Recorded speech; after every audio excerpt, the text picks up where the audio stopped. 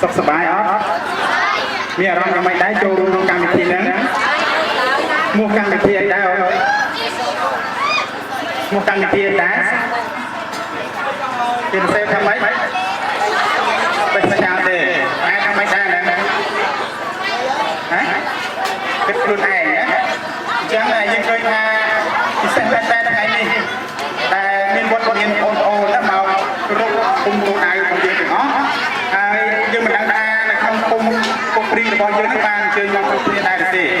ហើយយើងឃើញថាដោយសារអាកាសធាតុជាក្តៅប្រហែលជាគាត់នៅរវល់កិច្ចការមួយចំនួនណាហើយកម្មវិធីរបស់យើងចេះតែដំណើរការទៅជារៀងរហូតដល់ម៉ោងតែជា5ហើយយើងនឹងបញ្ចប់ក៏លើកទៅជួយកម្ពុជាដែរ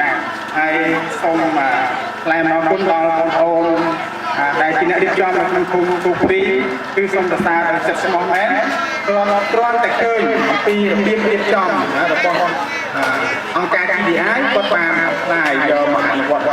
បស់គាត់ហើយយើងឃើញថានៅក្នុងសកម្មភាពនេះពិសេសមែនទែនដែលឆ្លើយតបនឹងតម្រូវការជាក់ស្ដែងរបស់យុវជននិងសហគមន៍របស់យើងព្រោះនៅពេលដែលគាត់រៀបចំទៅគាត់នឹងបង្ហាញនៅគំនិតមួយចំនួនដែលគាត់រៀនសូត្របានដូចជាចំណាក់ស្រុកដល់សមត្ថភាពសិទ្ធិកុមារឬក៏របៀបរកការងារផ្សេងៗអញ្ចឹងយើងឃើញថាសកម្មភាពនេះពិសេសហើយឆ្លើយតបទៅនឹងតម្រូវការជាក់ស្ដែងរបស់បងប្អូនហើយយើងឃើញថាថ្ងៃនេះក៏មានអ្នកគ្រូសូហ្វីដែលគាត់ជាប្រធានអង្គការ GDI គាត់បានអញ្ជើញចូលរួមនៅក្នុងសកម្មភាពយើងនេះដែរបាទហើយខ្ញុំគិតថាសកម្មភាពនេះប្រសើរមែនទែនបងប្អូននៅគុំផ្សេងៗទៀតអាចយកគំនិតដ៏ល្អនេះទៅអនុវត្តនៅតាមគុំរបស់យើងហើយមានការគ្រប់គ្រងពីអង្គការវិទ្យាគមកម្ពុជាមានការចូលរួមពីបងប្អូនហើយនិងអាជ្ញាធរមូលដ្ឋាន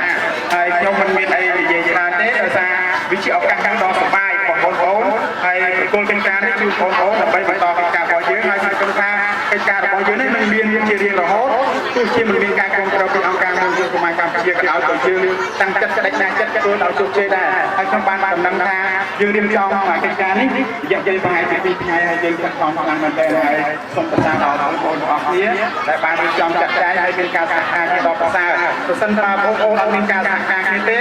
ប្រកបជាកិច្ចការរបស់នេះមិនបានកើតឡើងទេពិសេសដូចជាវីដេអូអញ្ចឹងដែលជាអ្នកកម្មវិធីគឺគាត់ទទួលខុសត្រូវច្រើនក្នុងកិច្ចការហ្នឹងអញ្ចឹងសូមគោរពជូនពរឲ្យបងប្អូនទាំងអស់គ្នាដំណើរការកិច្ចការរបស់យើងទទួលបានសඵលល្អហើយរៀបចំបានច្រើនដងក្នុងមួយឆ្នាំកាន់តែល្អព្រោះបើសិនជាបង